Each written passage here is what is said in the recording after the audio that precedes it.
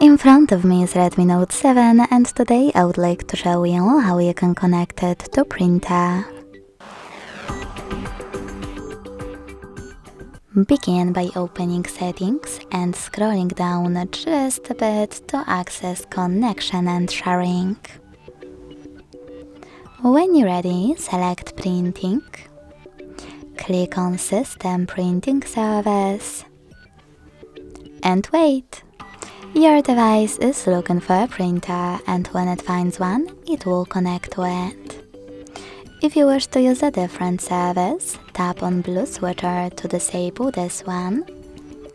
Go back, tap on Add Service or go into Play Store and install the perfect one for your printer.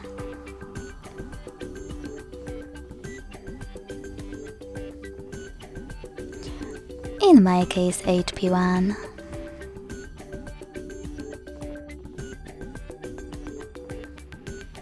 When your new service is ready, go back to the same settings and click on it.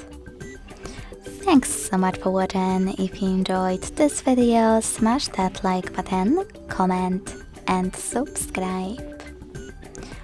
Bye!